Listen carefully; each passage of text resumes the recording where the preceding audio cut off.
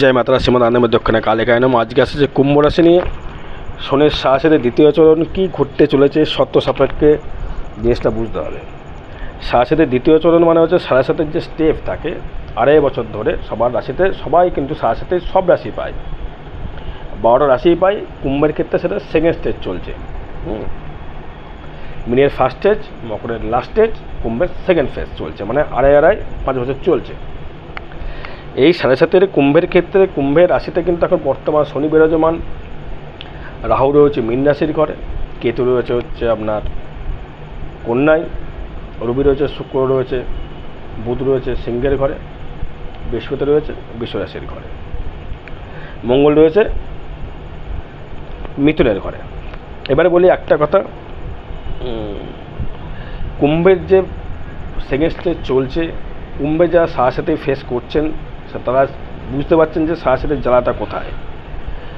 মানে নুন আনতে পান্তা ফোড়নের মতো কিন্তু উপক্রম কিন্তু আমাদের কিন্তু চলছে বা হয়েছে, আত্মীয় হানিও হয়েছে। লগ্নে বা রাশিতে শনি থাকলে সেটা জানেন আপনার কর্মের জীবনে প্রচুর বাধা বিপত্তি তৈরি করেছে আপনাকে। বিদেশ গমন, পরিবার ছেড়ে বাইরে গিয়ে আপনাকে কর্ম করতে হয়েছে বা কর্ম করতে হচ্ছে। কর্ম করেও সেভাবে সাকসেস পাচ্ছেন না, কেউ কেউ সাকসেস পাচ্ছেন, কেউ কেউ পাচ্ছেন না, সেটা তার জন্ম চার্টের উপর ডিপেন্ড করবে। শুধু রাশি লগ্ন দিয়ে তো ভাগ্য বিচার হয় না, কিছু কিছু সময় তার চার্টের বিচারের ব্যাপার থাকে। এবার আপনার দেখুন দ্বিতীয়স্থ রাহু যে কানেকশানটা করে বসে রয়েছে এখন, প্লাস শনি রয়েছে আপনার রাশিতে বা লগ্নে বিরাজমান। সেক্ষেত্রে শনি আপনাকে কিন্তু দেবে, কিছু দেবে না বলবো না, দেবে, সাবধান অবলম্বন করে থাকতে হবে, কিছু দেবে। অর্থকরী তার ফ্যাক্টর হচ্ছে না এখানে।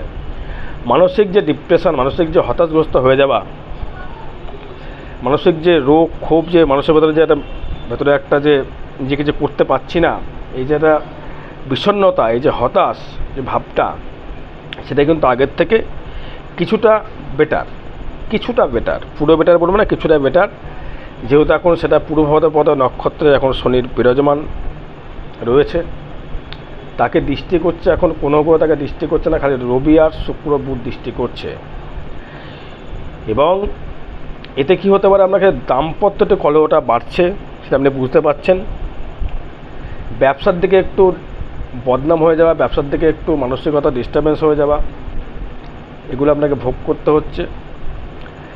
দ্বিতীয়ত আপনার সেভিংস করতে পারছেন না, মূলত সেভিংস আপনার হচ্ছে না।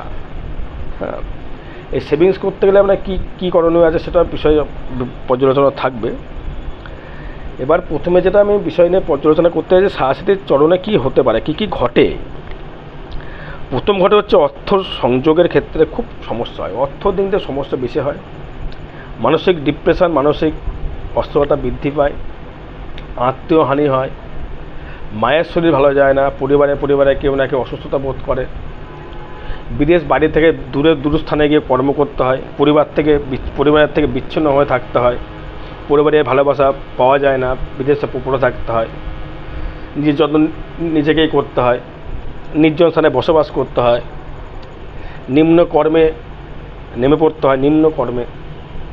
পড়তে হয়। এগুলো ঘটবে। আর একটা বিশেষ কথা বলবো আপনার ক্ষেত্রে, যেহেতু দেখুন পঞ্চম ভাবটা রয়েছে বুধ, সেখানে মঙ্গল হয়ে গেলে কিন্তু মেন্টাল কিন্তু আরও ডিস্টার্বেন্স করবে, হবে। এটা নিয়ে কোনো সমস্যা আসবে, মেন্টাল এত ডিস্টার্বেন্স করে মাথা গরম হয়ে যাওয়া, হুটহাট করে মাথা গরম।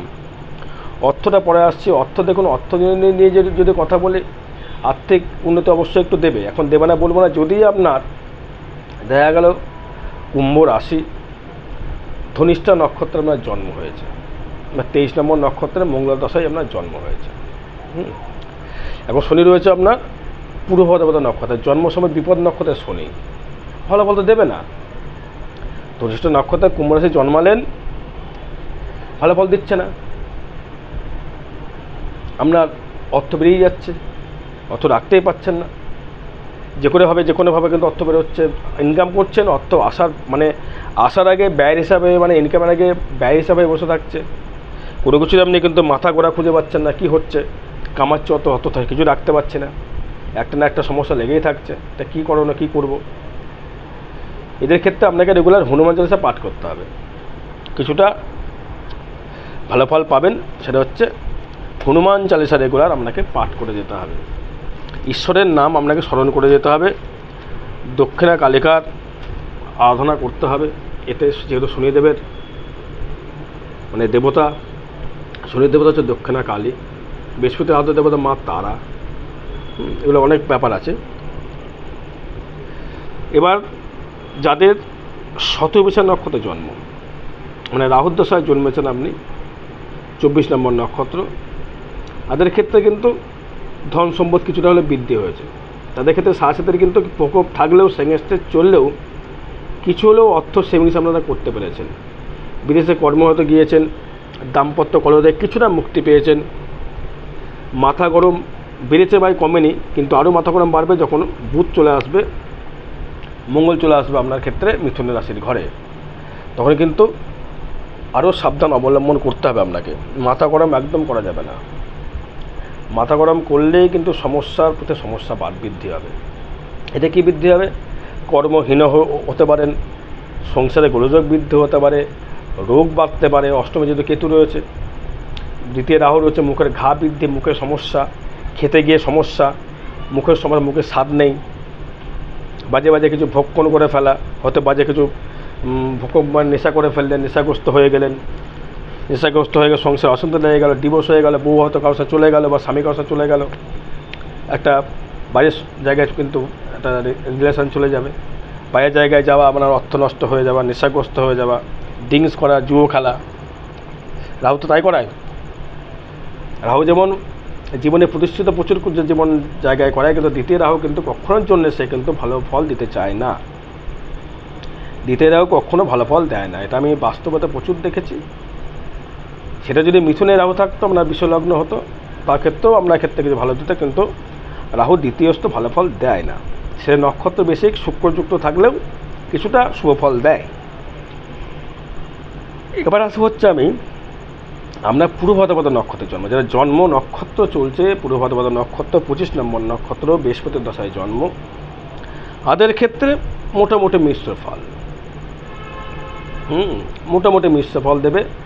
শারীরিক দিক থেকে খুব একটা বেটার ফল পাওয়া যাবে না, মানসিক দিক থেকে খুব ডিপ্রেশন বৃদ্ধি করবে। শারীরিক লিভার, ফ্যাটি লিভার হয়ে যাওয়া, রিচ খাবার খাওয়া বন্ধ করতে হবে। এমন কিছু রোগ হলো যে রোগের কোনো আপনি ট্রিটমেন্ট খুঁজে পাচ্ছেন না, রোগ হয়ে আছে, ডাক্তার দেখাচ্ছে, রোগ সারছে না। গভীরভাবে রোগ হয়ে গেল, রক্ত নিয়ে সমস্যা, ব্লাড সুগার, কোনো জায়গায় কেটে ছেড়ে গেল, অ্যালার্জি হয়ে গেল, চুলকুনি শুরু হয়ে গেল, আপনি ট্রিটমেন্ট করেই যাচ্ছেন, সারছে না। মুখের মধ্যে কোনো এমন ঘা হয়ে গেল যেটা ঘা সারছে না, অনেক ট্রিটমেন্ট করছেন, কোনো ট্রিটমেন্টের কাজ হচ্ছে না। লিভারে ইনফেকশন হয়ে গেল, মানে হয়তো দেখা গেলো আপনার নিম্নাঙ্গের জায়গায় এমন জায়গায় কোনো রকম অ্যালার্জি চুলকানি শুরু হলো যেটা আপনি ডাক্তার কাউকে দেখাতে পারছেন না, ডাক্তার দেখিয়ে দেখে আপনি কিন্তু সারছে না। ভেতরে কিন্তু আপনার একটা ভয় ভীতি কিন্তু কাজ শুরু হয়ে গেল। অর্থ নিয়ে বলবো, যাদের শতবিশা নক্ষত্রে যারা জন্ম, মন দিয়ে শুনবেন, শতবিশা নক্ষত্রে যারা জন্ম, শনির সাথে যেটা চলছে, তাদের ক্ষেত্রে কিন্তু ইনকামের বৃদ্ধি হওয়া। যাদের ধনিষ্ঠ নক্ষত্রে জন্ম, তাদের কিন্তু ইনকামে হ্রাস হওয়া। যাদের পূর্ব ভাদ্রপদ নক্ষত্রে জন্ম, তাদের কিন্তু ইনকাম সীমিত, মানে লস হবে না, কিন্তু মোটামুটি ইনকাম একটা জায়গায় আপনাকে দেবে, স্থিতি করবে, এটা কিন্তু বলে দেওয়া যাচ্ছে। তাহলে আপনাদের করণীয় কী আছে? আপনারা রেগুলার একটা টোটকা করুন, ওটা মন দিয়ে শুনে নিন, বারবার মন দিয়ে শুনবেন টোটকাটা। রেগুলার হনুমান চালিসা পাঠ করবেন, পারলে আদ্যাস্তোত্তম পাঠ করবেন, এতে অনেকটা মুকুব পাবেন। আর প্রত্যেক শনিবার বা রেগুলার যদি করতে পারেন, একটা মাটির প্রদীপের মধ্যে সর্ষের তেল নেবেন, নিয়ে তার মধ্যে আপনার মুখটা দেখবেন, দেখে আপনি ঈশান কোণে গিয়ে শনিদেবের নামে প্রদীপটা জ্বালিয়ে দেবেন। রেগুলার সন্ধ্যাবেলা যদি করতে পারেন খুব ভালো ফল পাবেন। যাদের শনির ঢাইয়া চলছে বা সাড়ে চলছে, যাদের ক্ষেত্রে বলছে করতে পারবেন, খুব ভালো ফল পাবেন। যদি পারেন সাড়ে প্রতিকার যদি পারেন তো করিয়ে নেবেন, সেটা ক্ষেত্রে মোটামুটি একটা ভালো ফল পাওয়া যেতে পারে আপনার ক্ষেত্রে।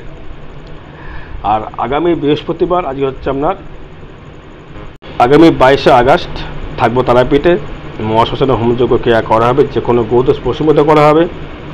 আসলে যোগাযোগ করতে পারেন 22 তারিখে সেপ্টেম্বর, আগস্ট মাসের 2024 বৃহস্পতিবার।